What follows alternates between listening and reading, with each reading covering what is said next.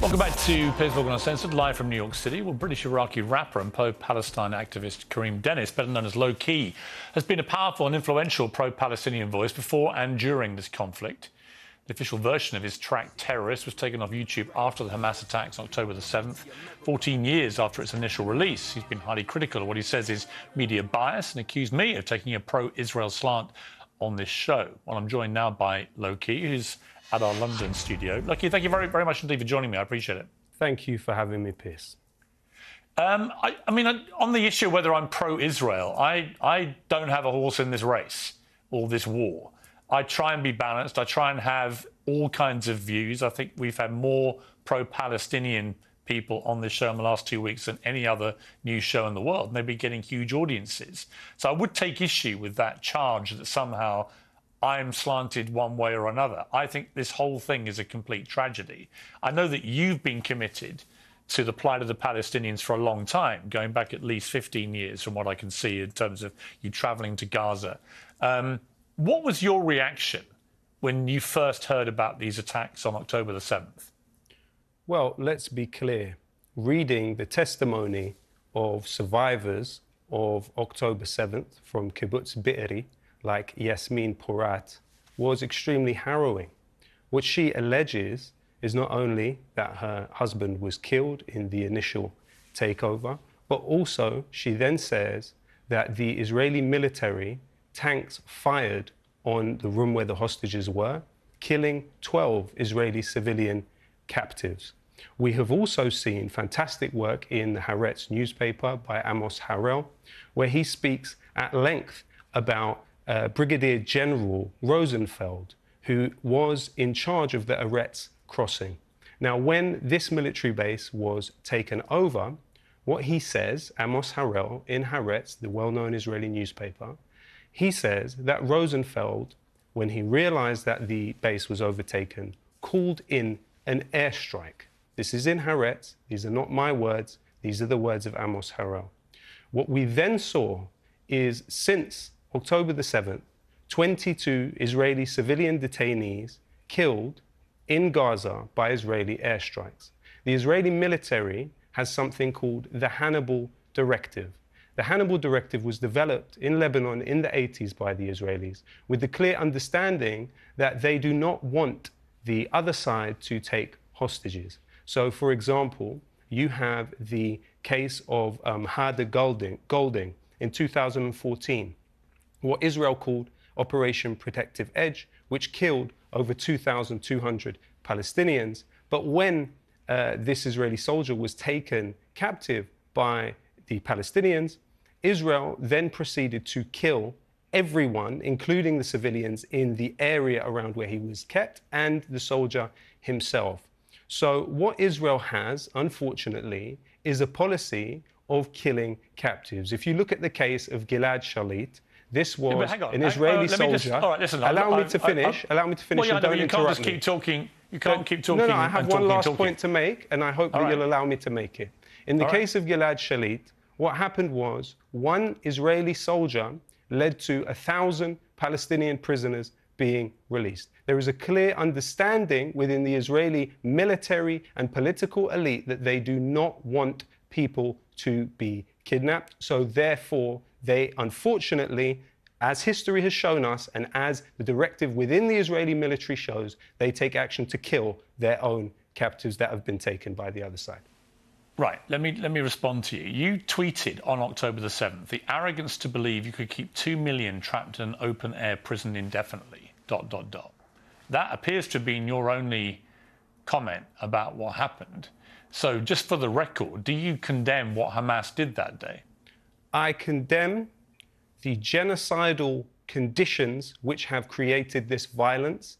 Every heartbeat, every human heartbeat is sacred to me. And that is what has compelled me to work as I have for the last 15 years to save lives, and stop people dying, Piers. But that wasn't my question. No, we do not have a clear picture of what happened on October 7th because, unfortunately, too much of the media has relied on the Israeli military talking points which are given directly to them. Until neutral observers, are able to establish the facts of October 7th, I will not allow the talking points of the Israeli military to become dominant of what happened on that day. Palestinians are subject to a genocidal war. Collective punishment in Gaza is real. Let me respond. You are the only pro-Palestinian person I've had on the show in 2 weeks who has tried to make out that this just didn't happen on October the 7th, or somehow was perpetrated by Israelis. You are misrepresenting what I am saying. Well, I've got 2 questions. They're very straightforward. Do you believe that 1,500 people were slaughtered, including 260 people at a music festival? You're a musician. And secondly, do you condemn the people who did it? They're not difficult Piers, questions. I would like to quote something that you just said to the former spokesperson for the IDF. This was your exact sentence not long ago. You said, it's difficult to tell between combatants and non-combatants. So the implication of what you said was somehow it was understandable that Israel has killed a Palestinian child every 15 minutes in Gaza. I didn't say that. For the last. No, but somehow they couldn't tell that those children were not combatants, according to you. No, I didn't say that. It's understandable. I didn't say that, and I have said that it is absolutely appalling, the number of children who are dying in Gaza. It's appalling, and it will get worse. I make no bones about that at all. And I have to say, but you have to start. You have to start surely from a humanity point of view. I can absolutely express my horror at the deaths of Palestinian innocent civilians, as I have done many times over the years. I think it's horrifying. And I think this is why I have a serious problem with the proposed ground invasion, because I think it will create unbelievably large numbers of civilian casualties, and I'm not sure that the strategy will work. But I'm just curious why you, who is... I know you care about people. I know you care passionately about the Palestinian civilians, but you're the only pro-Palestine voice I've had who's even tried to suggest that what Hamas did on October the 7th was not as bad as we think. So is that what you think? What do we think? But what do we think, Piers? The information is not clear. As I've said to you, all human life is sacred. Hamas haven't even tried to hide it. It's sacred. But I'm not trying to hide anything. You're trying to hide something. No, with respect, you are definitely trying to dissemble here, and I'll explain why.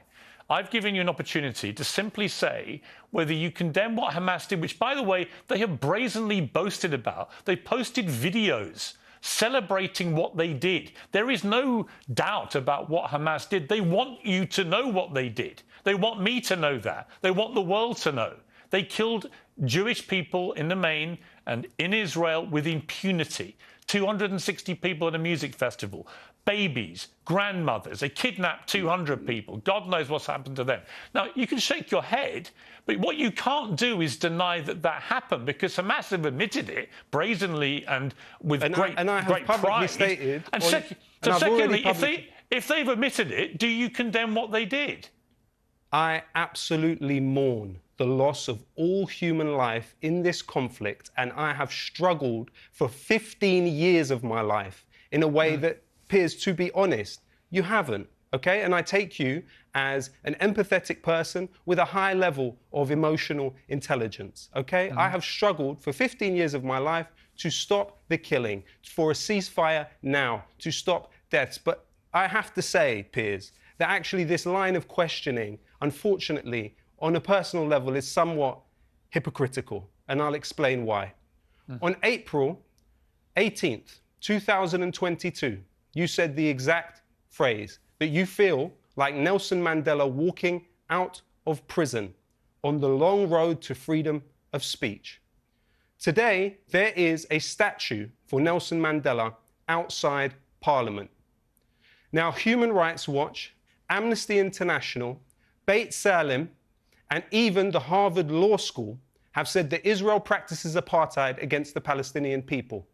Do you know what the ANC struggle against apartheid entailed?